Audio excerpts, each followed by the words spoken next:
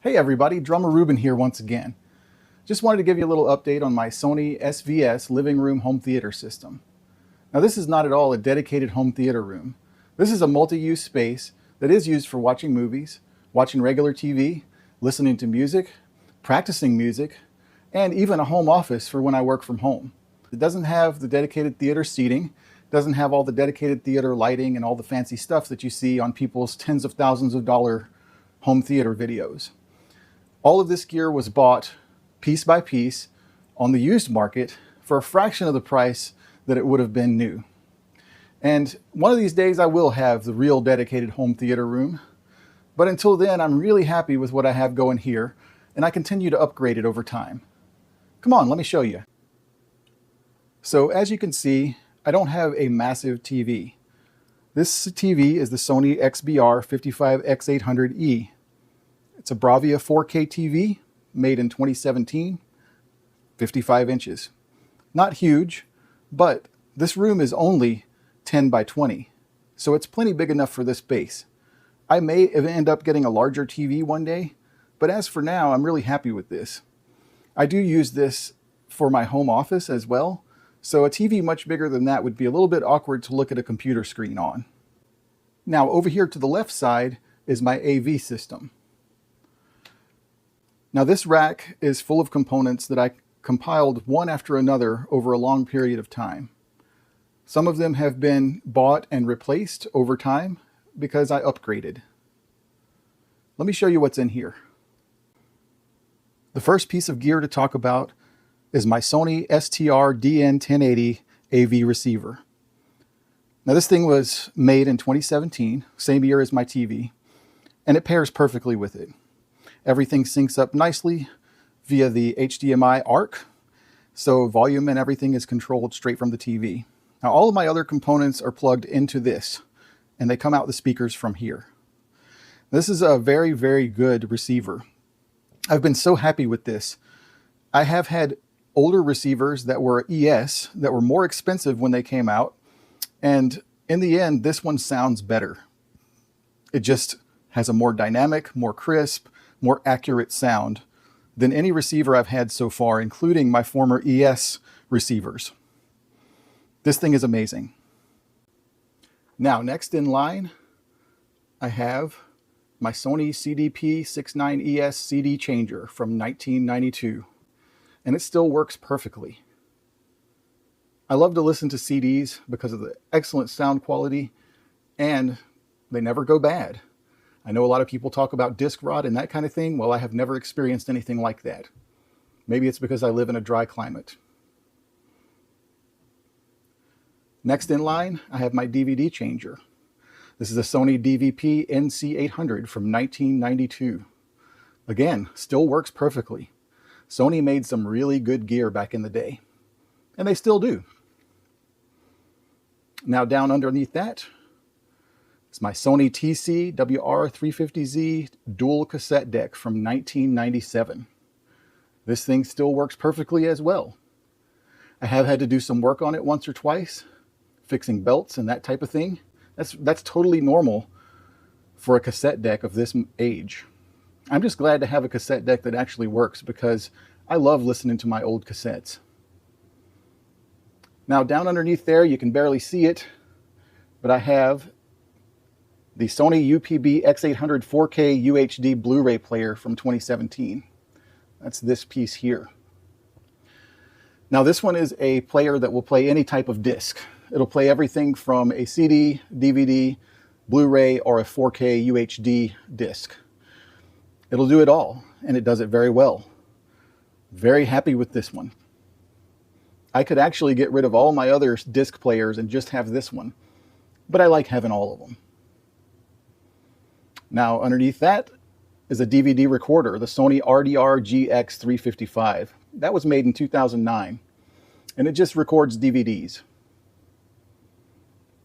And then down here at the bottom, last but not least on this stack, is my VHS video cassette recorder, Sony SLV679HF, made in 2006. Still working perfectly. I actually love to watch VHS tapes. In fact, there's some of my VHS collection right over here. I also have a couple of Betamax tapes in there. And I do have a Betamax machine right here that my family had when I was a kid. It needs work. Also, I have my record player here on top. This one is the Sony PS LX300 USB stereo turntable system made in 2008. And again, another piece of Sony gear that still works perfectly, just like when it was new. Next up, we're going to talk about the speakers in this room. Now, I do have all Sony speakers on the top side, and this is a 7.2 system. So 7 speakers up top and 2 subwoofers. I do not use Dolby Atmos on this system. I just don't find it to be necessary in this room, but perhaps one day I'll do that upgrade. Now, my front left and right speakers here, you can see them on both sides of the TV.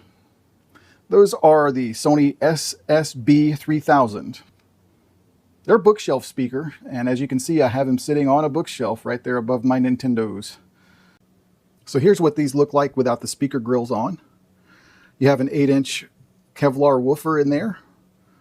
In the middle, you have a 3.25-inch mid-range driver, and then up top, you have a 1-inch dome tweeter. It handles anywhere from 50 hertz to 50,000 hertz and 120 watts. And those are my front left and right speakers, one over here as well. And they sound actually really amazing for just being Sony speakers. I mean, I know once I hear the SVS bookshelf speakers, I'm going to be blown away by them, and I'll think that these are probably not as good as I think they are now. But I got to tell you, they sound pretty awesome in this room. Now we'll take a look at my center channel speaker. It's mounted right above the TV, and I know a lot of you home theater enthusiasts will say, well, that's not the ideal spot to mount the center channel, but really it works in here. It's not noticeable that it's above the TV. Sounds like it's coming right from the TV. I have it angled downward just a little bit. That one is called the SSCN 5000P. Has a 5.25 woofer, 2 of those, and then the 1-inch tweeter. And it's really perfectly matched to these left and right speakers that I have. It's the same series. It goes anywhere from 85 to 50,000 hertz. Now next I'm going to show you my side surrounds. These are the Sony SSB 1000. Has a 5 1/4 cone woofer and the 1-inch dome tweeter, just like my center channel. So again, these are perfectly matched to the other speakers. It's the same series. These work perfectly as side surrounds.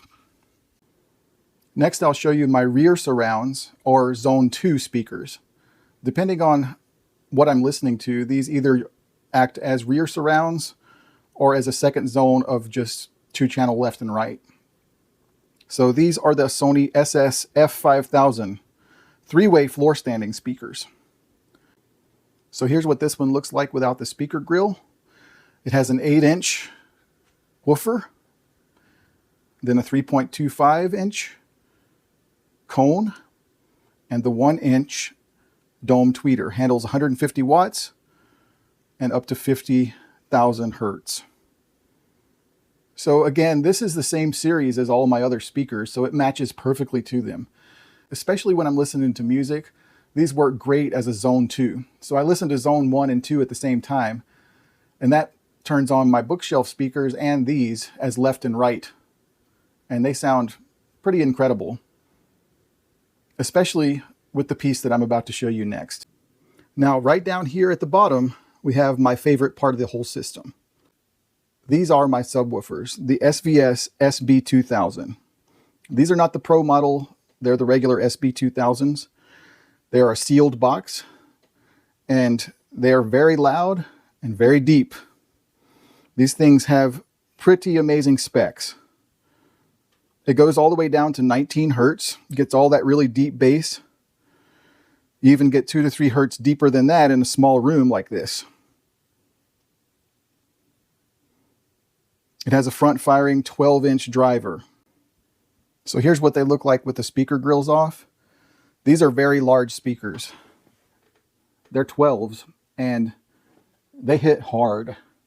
It has a lot of deep bass, and it sounds great with music because it's a sealed box. So I listen to music that has a lot of double bass drum. It's very tight, very deep. It adds another dimension to this system. I love these things. And my plan is to eventually get an entire SVS speaker system. Because I love these so much, I know the other SVS speakers would sound equally as amazing.